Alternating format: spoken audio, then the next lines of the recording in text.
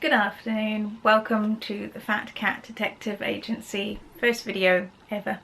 My name's Gemma and together we're going to try and solve Evil Under the Sun by Agatha Christie. First published in 1941, this novel features Christie's detective Hercule Poirot taking a holiday in a secluded hotel in Devon. During his stay, he notices a young woman who is flirtatious and attractive, but not well liked by a number of the guests. When she's murdered during the stay, he finds himself drawn into investigating the circumstances surrounding the murder. The boss is here, the fat cat. His name's Colin. You have faith in me? You're going to trust me to do this? We'll see how I get on. I have no qualifications other than I work in an escape room, so I used to like logic puzzles and mystery stories. I enjoy reading mysteries, obviously, and when I read The Murder of Roger Ackroyd, I did know who the murderer was pretty much as soon as Roger died, so that is my claim to actually being any good at this, is that one story I managed to figure it out. But let's see how I get on with this one. Colin? Yeah? You're the boss? Alrighty, it's a few days later and it's time to start putting information on my wall because I can't keep it as a bunch of unorganised index cards much longer because the death has occurred. So, at about chapter 4, I think, the murder has happened, the body has been found. I've stopped reading at that point because I wanted to keep it organised. I've, unusually for me, started to put tabs in the book. I don't normally annotate or index or anything like that, but I've got purple tabs for events that I think might be significant later on, but they're more like things that people have said or like descriptions of the characters, whereas blue are things that I think could be direct clues. Maybe not to the actual murder, but more to the overall plot, because often a few details added in to muddy the waters in an Agatha Christie book. So it can, sometimes red herrings, sometimes just a little side mystery. So yeah, there's a couple of things that have happened that I'm like, that might be important later on, like a purple skein of wool was in the wrong place. So it's like, did somebody move it? Did they use it for something? Or did the owner just put it in the wrong place and forget where she put it? So yeah, I'm about a quarter of the way through and let's start getting organised. So, first of all, most importantly, our victim is Arlena Marshall. She was strangled on the 25th of August.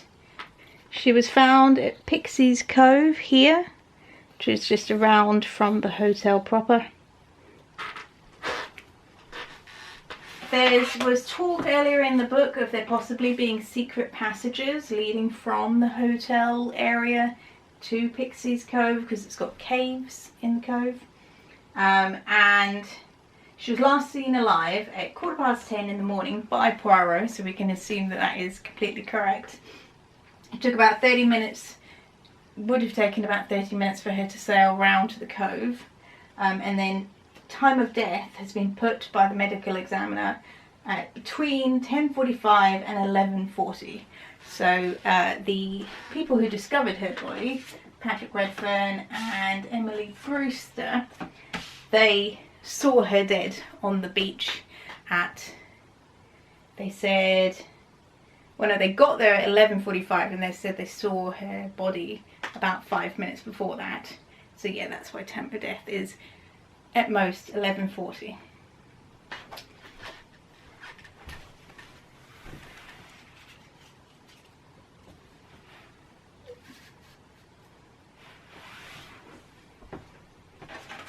Then speaking of the people who found her, Patrick Redfern is proving to be a pretty major character. He was pretty infatuated with Arlena. It's definitely implied that he and she were having an affair. I'm not 100% convinced of that though. it's maybe the infatuation is along some other lines rather than romantic or lustful. But he was definitely keeping an eye out for her on the morning when she went off by herself to this cove, possibly to have a secret rendezvous with someone, but not him. So like, who? And he was very anxiously trying to like keep an eye out for her, see if she was coming down from the hotel, like forever looking to see if it was her who was coming, like very visibly wondering where she was. Poirot definitely thinks he's having an affair, but you know, Poirot's sometimes wrong. And then the other thing to know about him is that he is local to the area, or at least was as a child, and so he knows that coast and the island very well, and he was a sailor as a child, or enjoyed sailing. So in terms of moving around easily, very easy for him. The other person who found Arlena was Emily Brewster. She is just described as being an athletic person, so that's why she and Patrick went for a little row around the island on that morning. Can you hear Patrick? Not Patrick, can you hear Colin yelling his head off? Maybe he's just yelling at me to get some work done. Colin! So I don't think she's suspicious really of anything at the moment. She's just enabled Patrick to find Arlena's body. But she's still going up on the wall. Hello, are you here to supervise? So I'm going to place him there because he's an important character, but her a bit further away. She's still involved. She essentially was Patrick's alibi for the time of death, and meant that he didn't find the body all by himself. Like, other important characters so far: Arlena's husband, Captain Kenneth Marshall. He's a bit of a funny one. They've only been married a couple of years, I think, maybe even 1 year. Not very happily married though. She is described as very much being a temptress, and she's described as like drawing attention to herself a lot. Like she'll enter an area like the beach, and all eyes will turn to look at her because she's so beautiful, and she's got, you know, an air about her. She is a theatre actress, and so that's part of like, she's able to draw eyes and be alluring, and you know, every man wants her kind of thing. And then it's described as, you know, all the women being very jealous. And when the police are going around collecting kind of character information about Arlena, they're all, you know, very dismissive of the women's descriptions of Arlena, because they're very much taking the attitude of like, well, of course the women would say that, you know, she was a seductress. They're just jealous of her. Which is always interesting when written by a female author, because is that actually accurate, or is she saying that the male detectives are a bunch of biased buffoons, basically, and just think that all women are jealous of each other? But anyway, yeah, all I've written about Kenneth Marshall so far is that he's repressed. Yeah, he's kind of in denial about his wife having an affair. Sorry, Colin is attacking my feet, so I have to move this way gradually. And he's like the only man on the beach who didn't turn to look at his wife as she entered. He is, I don't know if he's immune to her charms, or if he's just used to her, or yeah, it's a bit of a funny marriage. He is under suspicion, of course, because you always have to suspect the spouse when someone dies. Don't think he yet has an alibi.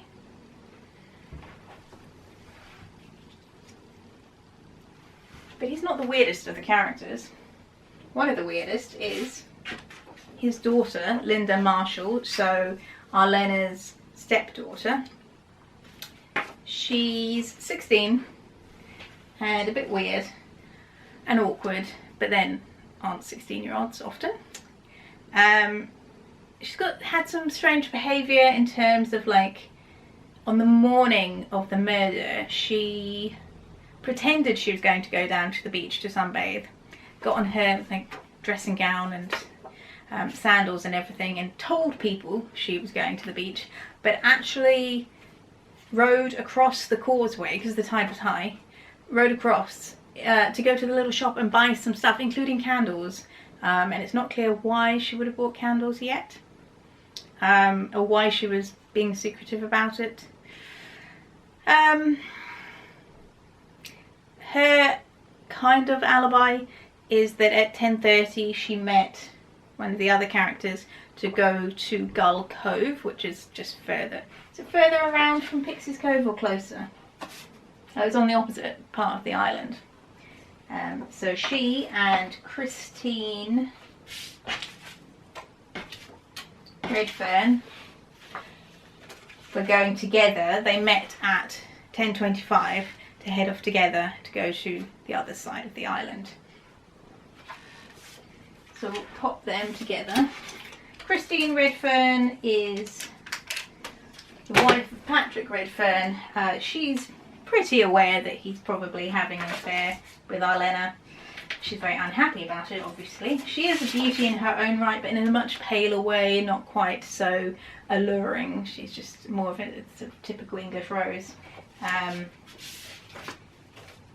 if only she and Patrick could not be around the Marshalls, they'd be much more happily married. It is implied, though not confirmed, that Arlena and Patrick arranged to be at the hotel together at the same time. That they'd each, you know, told their partner, this is where I want to go on holiday, but not told them because my paramour is there.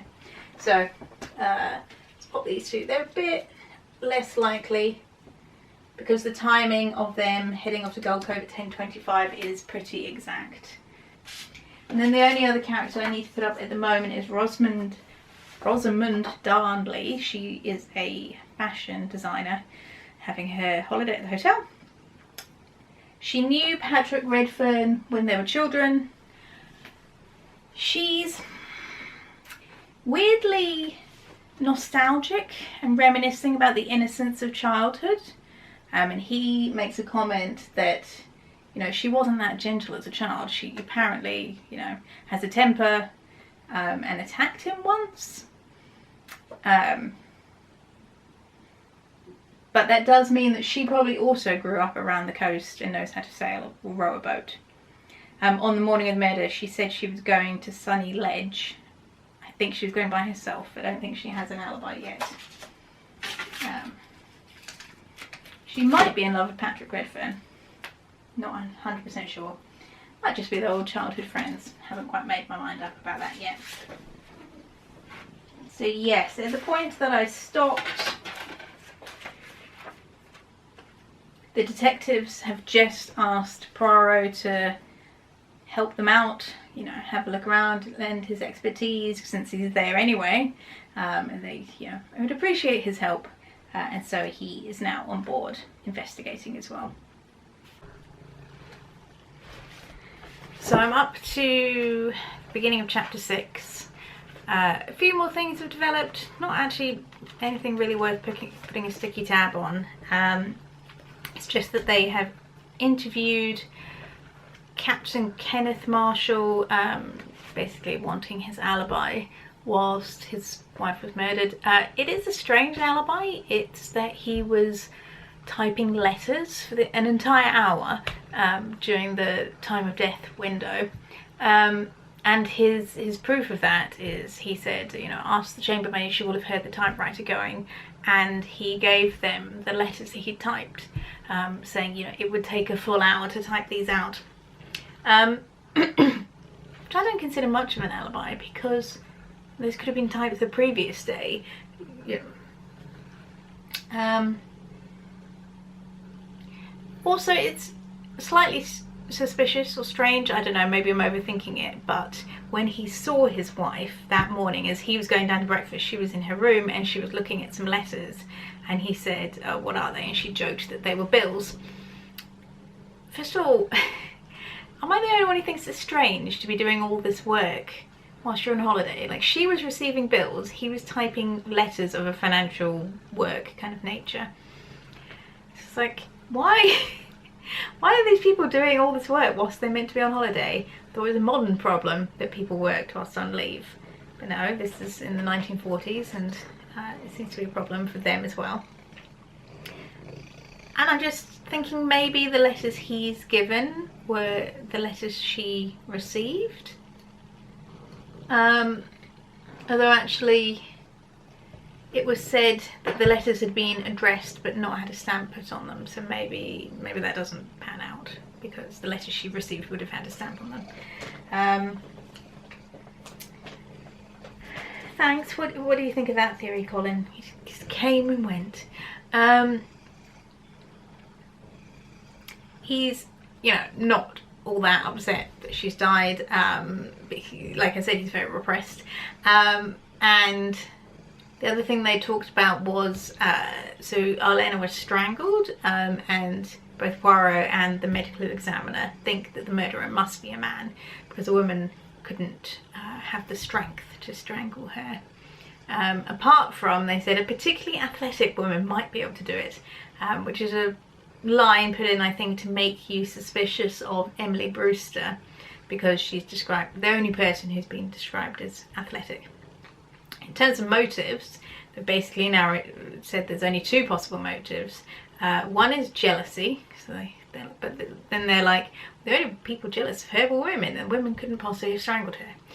So Poirot thinks that's not quite the route to go down, although he does talk about crimes of passions and how there's so many different types of passion.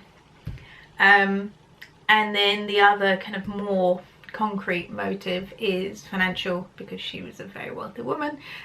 She'd inherited some money from an admirer, but then the only person who benefits from that is her husband, because at the moment it's said that she didn't make a will because she thought it was too creepy. It's not a good reason to not make a will, particularly if you're very wealthy, but theoretically at the moment, as far as we know, only her husband inherited anything, or inherited all the money. That's really all that's been covered so far.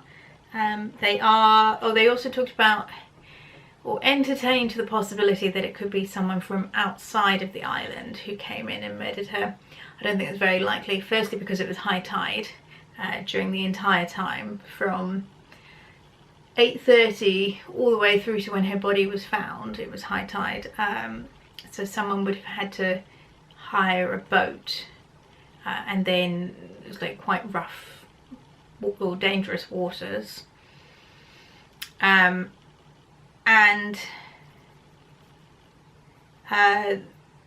it's just, at this point in the story, I don't think it's likely to be a stranger. I think, you know, we've had our characters introduced, and it's going to be from within that.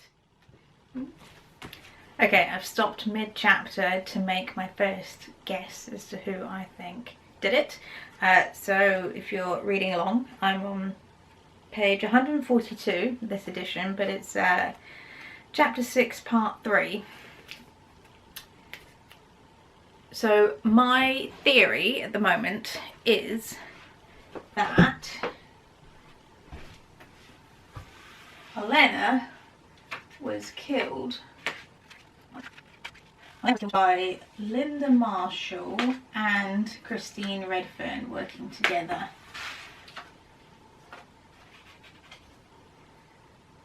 So there's a couple of things that are sort of making me think this. They are each other's alibi for the time. They were last seen by someone else at 10:30, and they were heading off to Gull Cove to do some paintings and sunbathing. And then nobody saw them again until Christine Redfern met up with a few others for a tennis game at about noon, and she was a little bit late, but the important thing is, so for that whole time of the time of death estimation, they were just with each other. They were at Gull Cove, which is on the opposite side of the island from Pixie's Cove, but I think that the secret passages are going to come into the story. No idea if you can read what's written on these cards, but basically, yeah. So I think the secret passages are going to come into the story, and that's how they crossed from Gull Cove to Pixie's Cove. Few other little details which are making me suspicious. So they keep saying, the detectives keep saying, that this crime must have been committed by a man, because there's no way a woman would have the right kind of hands to strangle Arlena. But when Linda Marshall was interviewed by the detectives, it was mentioned that her hands, let me find the exact page, her hands rested helplessly on the table in front of him. Pathetic hands, big and red, with large bones and long wrists. I know it just said pathetic, but it did also say big. And I think if the two of them worked together, they would have enough strength to strangle Arlena. And I think when they're describing Christine Redfern, they're often talking about how she is quite reserved and calm, and she wouldn't commit an act of, well, crime of passion. She just like doesn't. She's not that hot-blooded, is how Poirot describes her. But he does describe her as being quite cold. And I think what might have happened is this is premeditated. It isn't a crime of passion as it's kind of talked about being, and that she has manipulated the 16-year-old into committing this crime together, convincing her that, you know, they're both better off without Arlena, because then Christine's husband will stop having an affair, and Linda's father would be happier without a wife who's cheating on him constantly and like attracting the attention of other men and being unfaithful. So yeah, I think that's where her coldness comes in, and that she's kind of premeditated, she's thought it through, she's sorted it all out, and then the two of them are strong enough together. Linda did go to the mainland in the hotel boat at 8:30 to get some supplies, including candles, which I think is a little clue about the secret passages, because maybe they use those candles to light the way as they had to make their way through. There was also the thing about a purple ball of yarn, may or may not be connected. I don't know, maybe they needed some yarn to find their way back, you know, like through the labyrinth. Use a piece of string to be able to get your way back out to Gull Cove in this case. So that's my guess, my theory at the moment. I don't know, how far are we in? Maybe not quite halfway. So I definitely reserve the right to make a second guess later on. We're nowhere near, you know, gathering everyone together point. And actually Christine hasn't even been interviewed by the detectives yet. So could all change. But that's what I'm guessing at the moment. But I'm now a bit more suspicious of Rosamund Darnley, the fashion designer. She doesn't really have an alibi for the time of death. She says she was sunbathing on Sunny Ledge, which is just a little bit along from Pixie's Cove. And when Patrick and Emily Brewster are sailing round to Pixie's Cove, they look up and they kind of say that they see Rosamund sitting there sunbathing, but actually I don't think they saw her. I think they saw her parasol, and so they're like, oh well, she's up there underneath the parasol, but that's not the same thing as seeing the actual person. And additionally, she has a motive in that, so I made a mistake earlier. I said she loves Patrick Redfern. It's not true. She loves Ken Marshall. So with his wife dead, he would be freed up for a new romance.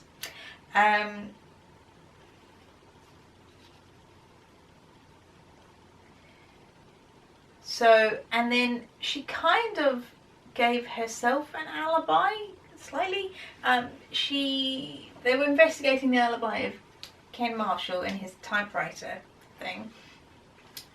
Long after her interview, with the detectives, she popped back and she said, "Oh, actually, I wanted to add one more detail I forgot to say, in that I went back to my bedroom whilst I was sunbathing because I needed to get my sunglasses, and I stuck my head into Captain Marshall's room and saw him type on the typewriter, but he was so focused that he didn't see me, but I saw him." And Poirot is very suspicious of this, like, why would she come back and give us this extra information without us asking for it? So I think she is making sure that he has an alibi because she's in love with him and she doesn't want him getting into trouble, and obviously he's a prime suspect. But she's not really giving herself an alibi, or she's kind of pretending that it is an alibi for her as well, but it's not really, because he didn't turn around and see her. She could have completely made this whole thing up. And it's a bit weird that she says she went back to the hotel for her sunglasses. Yeah, it's weird, isn't it, Colin?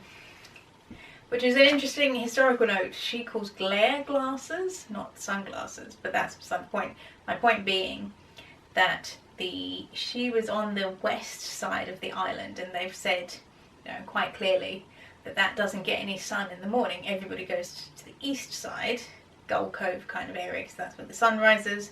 And so it gets the morning sunshine.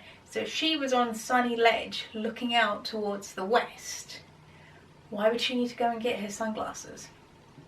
I mean, I already thought that this alibi was made up, but that little fact makes it seem even more made up and makes her look suspicious.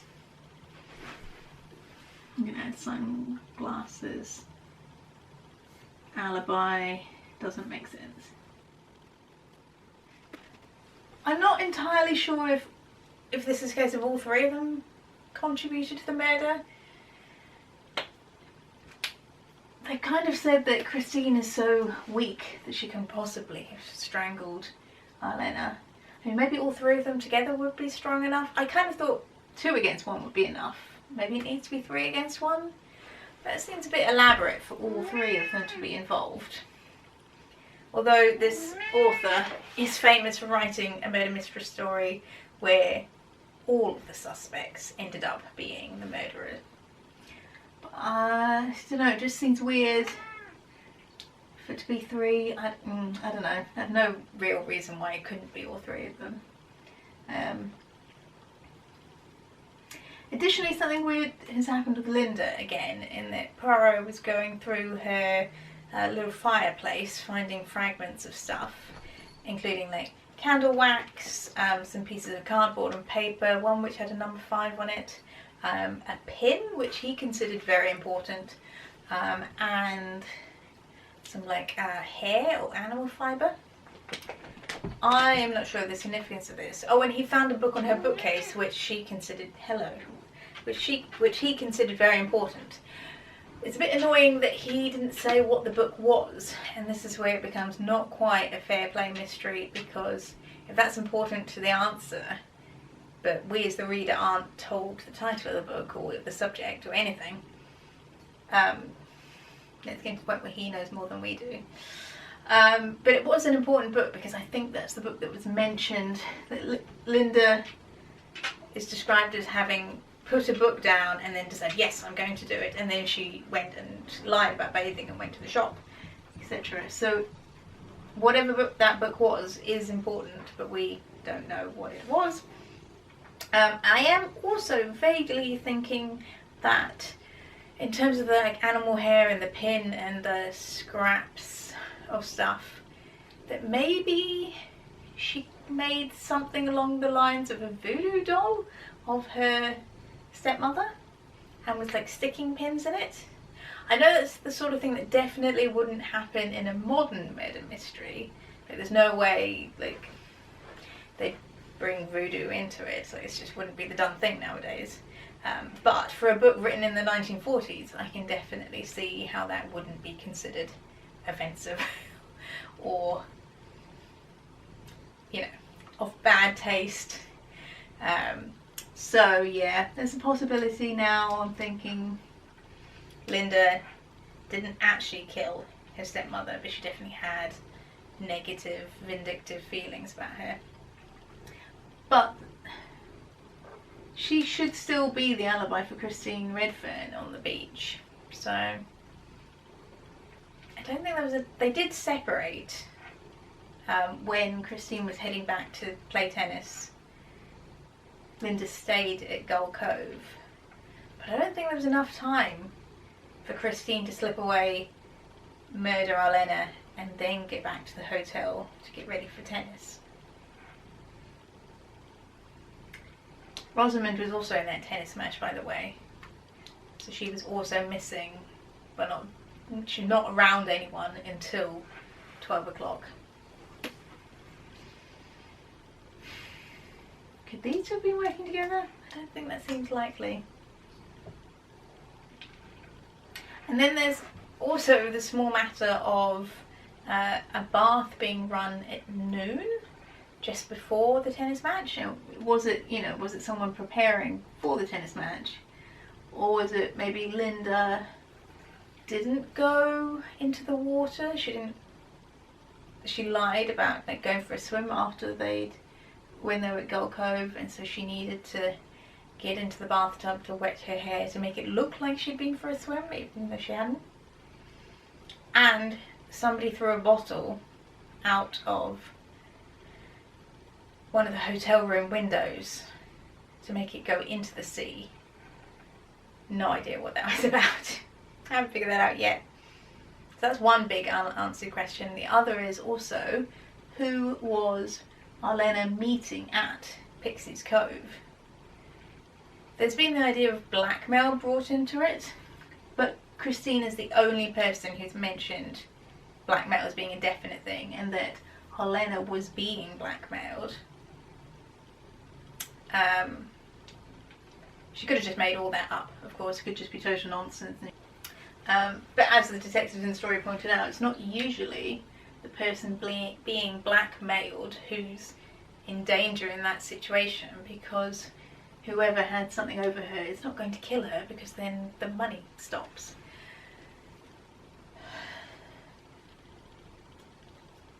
And she just said that the person blackmailing Arlena was a man, but I don't know, I don't have an answer to that bit yet, other than I think Christine might have made it all up. What do you think? Can't even see Colin.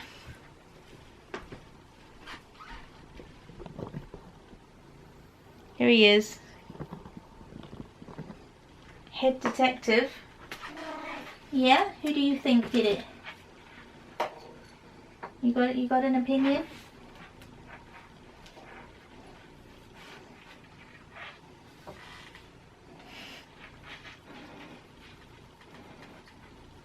Was it Christine or Rosamond or Linda, or two of them working together, possibly all three of them? It's getting late, perhaps too late to be working on this. I'm going to try and crack on and finish this. I'm about 70% of the way through. The only thing that's, well, a couple of things have happened since last check-in. Firstly, they went to the scene of the crime and had a look around the beach, found various bits of trash, basically, but including a broken pipe bowl, which they thought was important. They also found the Pixie's cave. They didn't go looking for secret passages, but that doesn't mean that they're not there. And they found a picnic lunchbox full of some mysterious powdered substance that looks like salt but it's not salt. So now they think there's like possibly some kind of drug ring involved. They're using the cave.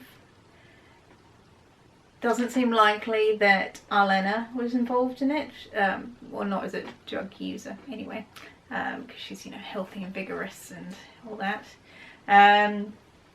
Other thing of note is that they interviewed Horace Blatt, who I've now added up here.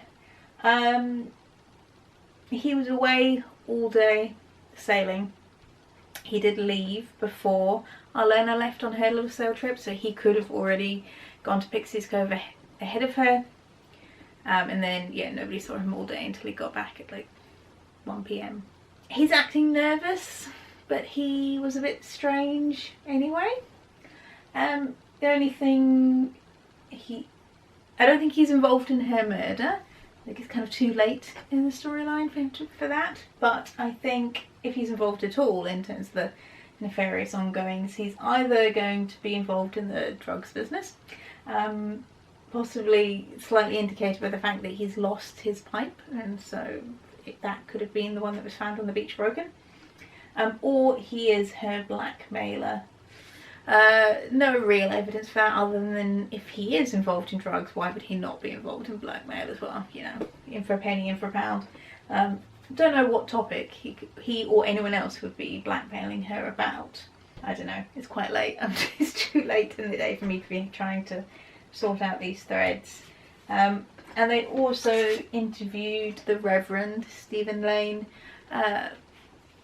Not much to add about him other than he's still a religious fanatic and thinks that Arlena is some kind of like Jezebel character, again, like inspiring men to do wrong is how the Reverend sees it. He was also away all day. He visited a little church in the middle of nowhere. There's no witnesses. He said he signed the book at the church and that's his only kind of alibi. I could possibly see him being a blackmailer, maybe in a kind of hypocritical kind of way, but no evidence to that. Okay, yeah, I retract my idea that Linda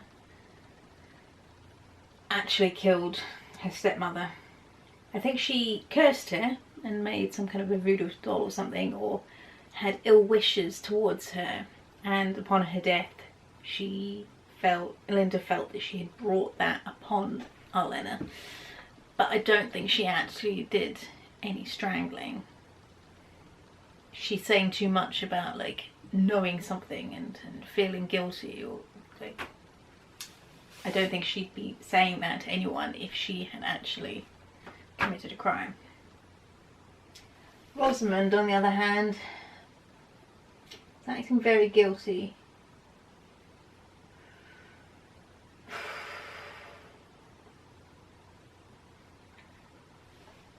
But again, I don't think like this conversation would have been written and these hints put in so directly if it was Rosamond. Which means it could be Christine. Maybe Christine didn't stay and sketch the whole time. She asked Linda to be her alibi, but she left much earlier than she said she did.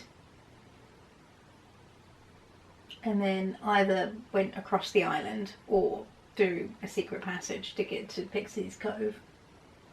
And Linda just agreed to be her alibi and went for a swim.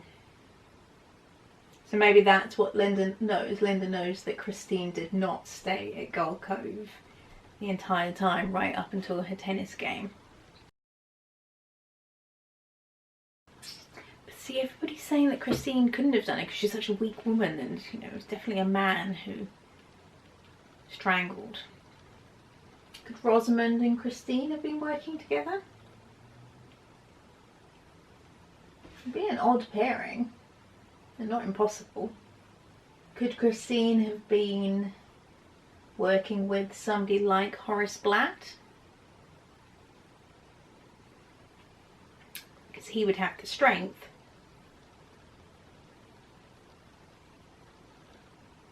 There's nothing to connect the two of them together. You know, she doesn't seem like she'd be mixed up in drugs or blackmail. She was the one who mentioned a blackmailer. She's the only one who's heard the blackmailer's voice talking to Arlena. So both Christine and Rosamond are described as being like smart women. They had the brains, whereas Arlena didn't have any brains. But would smart women be involved with drug dealing? Oh, I don't know. I'm working myself up all into a tangle.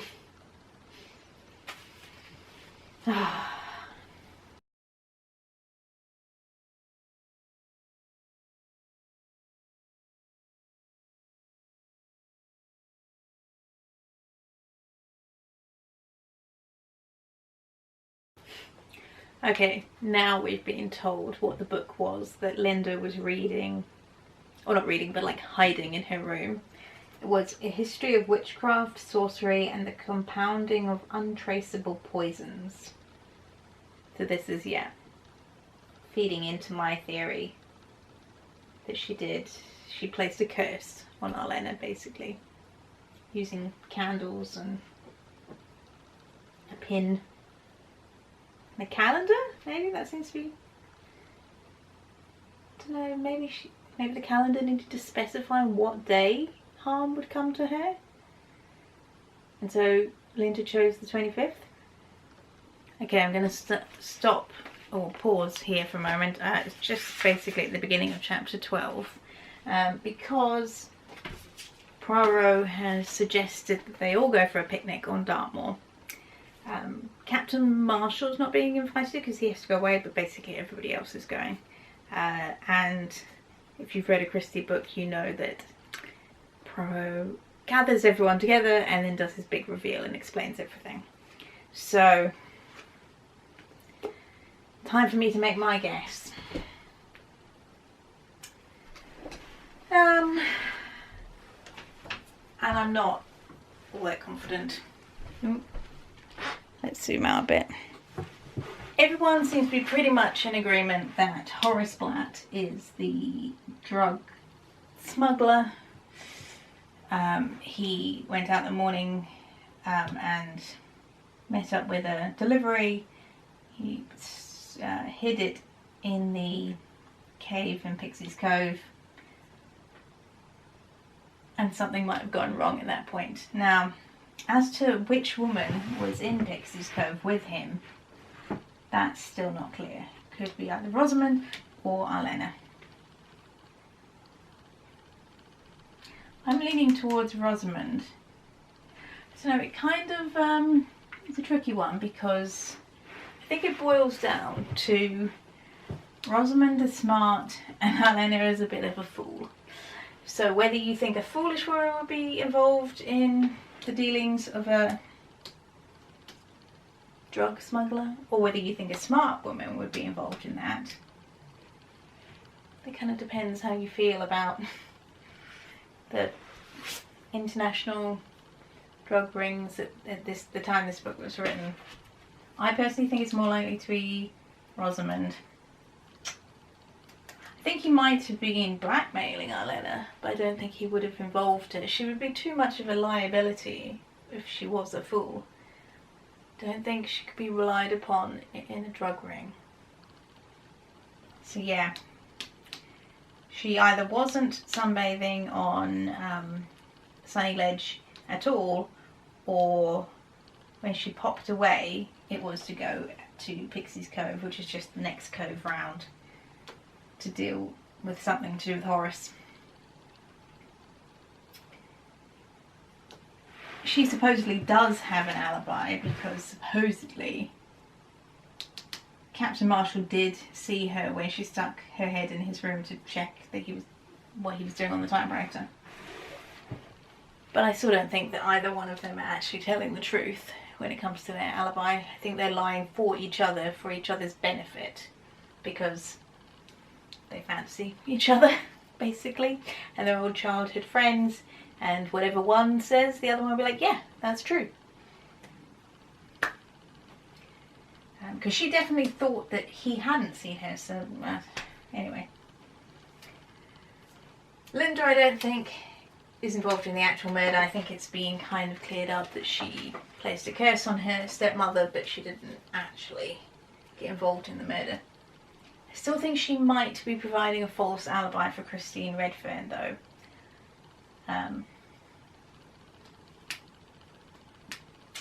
Yeah, I think...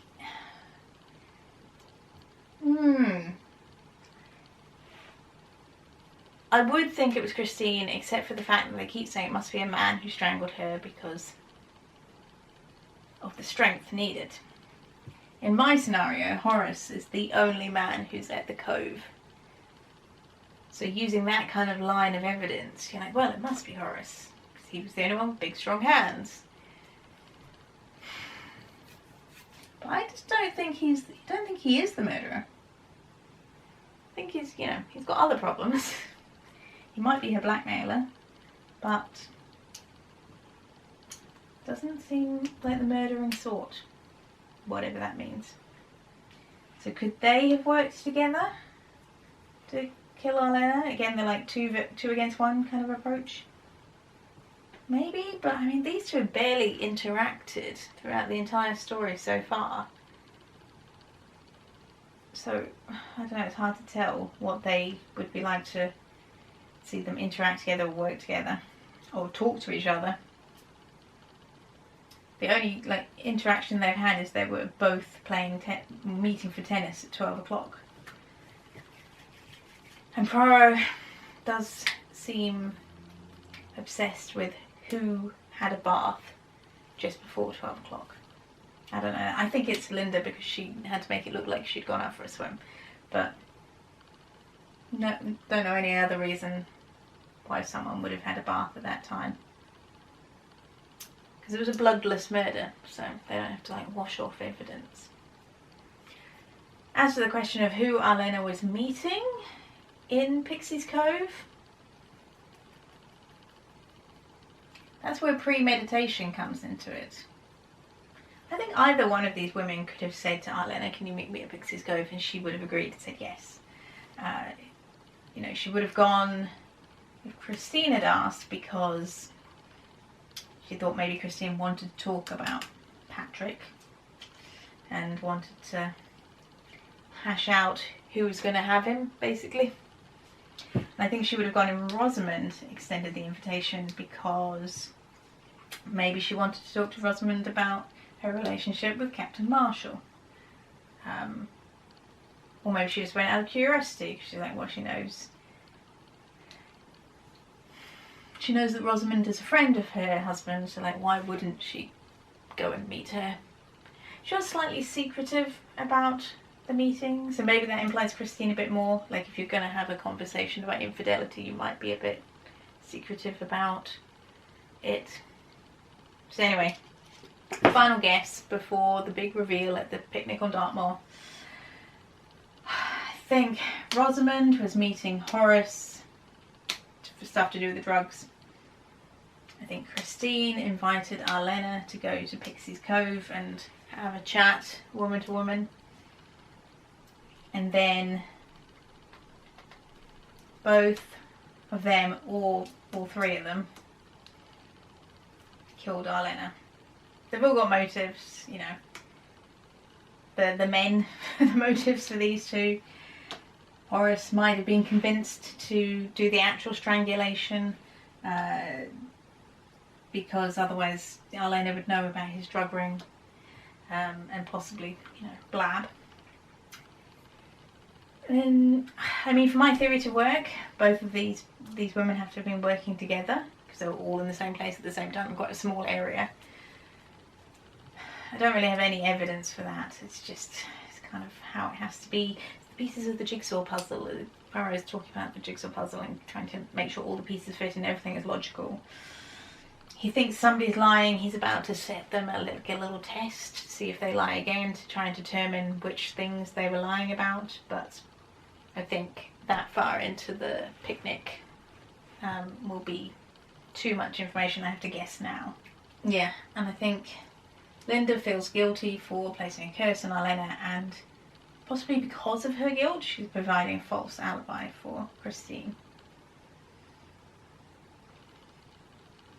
The only thing I'm really not sure about is the bottle that was thrown out of a hotel room window. Unless it was part of Linda's spell. She used something that was in a bottle.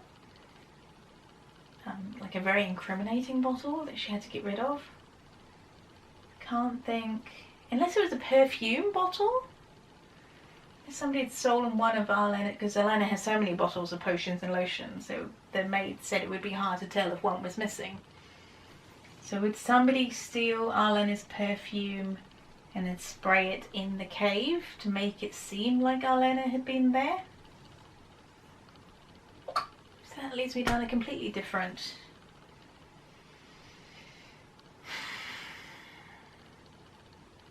Then why would you throw out the bottle? Why not just put it back on Arlena's dressing table?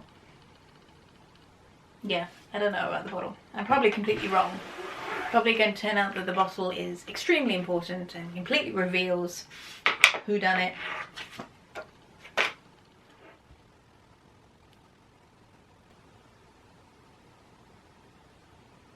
Hang on, what? Now he's saying that Patrick Redfern killed her after he and... I keep forgetting her name. Emily Brewster. What? After Emily had gone off to fetch the police, Arlena was not dead when you got to the beach. She was waiting hidden in the cave.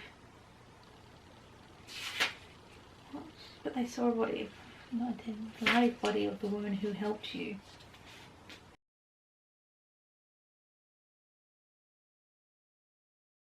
Okay, I was completely wrong.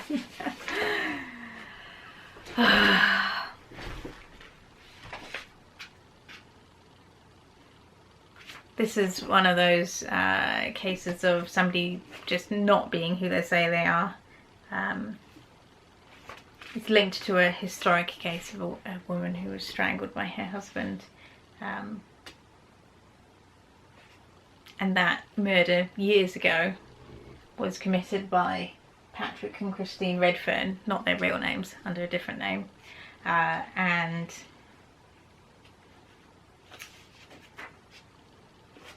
so the body that Miss Brewster and Patrick saw from the water was Christine pretending to be Arlena, lying face down with a hat on. And then, I'm sure it said that Miss Brewster went up to the body. I guess maybe she didn't touch it or didn't like shake or anything. She just like thought it was Arlena dead. So then Miss Brewster went to get the police. She went back off in the boat. And why was Arlena hiding in a cave during all this? Hang on. She was waiting hidden in the cave until the coast could be clear. Was she knocked out or conscious? Because, like, why would Arlena hide in the cave whilst Christine is pretending to be her lying on the beach? She can't have been conscious. But then who knocked her out? Christine knocked her out? Maybe with the sleeping pills? Anyway, let's keep reading.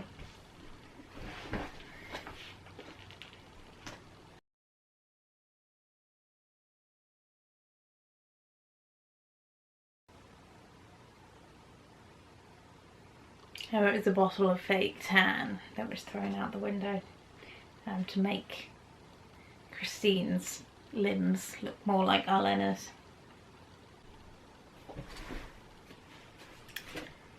Well, I was a bit annoyed because I thought that Poirot had figured it all out based on some information that the reader doesn't have, because he basically showed a photo. She was the police in Surrey, and they identified that the Redferns were involved in this previous case years ago, and that their surname wasn't actually Redfern and might not even be married.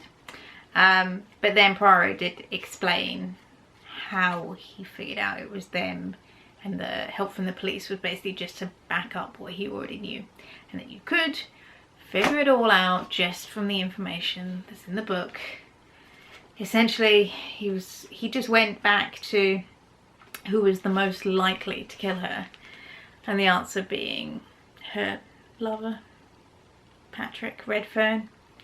And then he worked from there to think, how would it be possible for Patrick to have killed her if he had an alibi, rock solid alibi the whole time.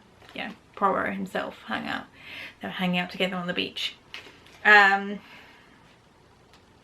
yeah, things like the bottle got explained. Don't think they explained the magenta yarn. Did they? Well, I've just read it.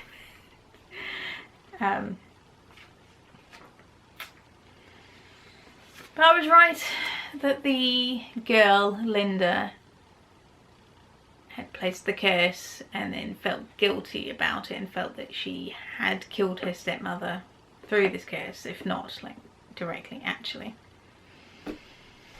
But I was wrong about everything else. Well, other than I did say Christine was involved. I didn't think Patrick was involved.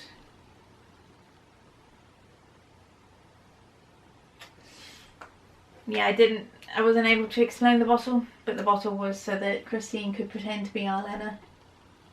It all kind of linked back to a very early sentence in the book about where Poirot is looking at everyone sunbathing and says that when people are sunbathing, they all look much of a muchness, and that, you know, one body is much like the other. And that's what it boiled down to, is because with a few alterations, Christine lying down looked like Arlena lying down. So she was able to be the dead body. Rosamond had nothing to do with any of it. Nothing to do with the drugs, nothing to do with the murder. She and Ken were lying. I was right about that. They were kind of providing alibis to each other, but it was all lies. Well, not all lies. He was using the typewriter the whole time, but it was a lie that he saw her stick her head into the room and see him. And of course, with lots of Agatha Christie books, maybe all of them, there has to be a romantic get together at the end, and the romance or the future marriage is Rosamond and Ken. And in a very unfeminist way, she's going to give up her very successful fashion business to go and live in the country with Captain Marshall, even though his firm in London is not doing all that well. So really, he should be the one giving up his job to go live with her and her successful business. Oh, Agatha. Women can be the breadwinners.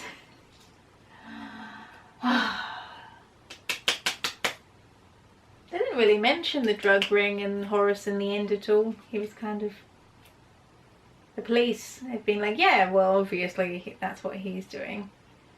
And maybe, you know, outside of the book, they also arrested him. And we're like, put a stop to that.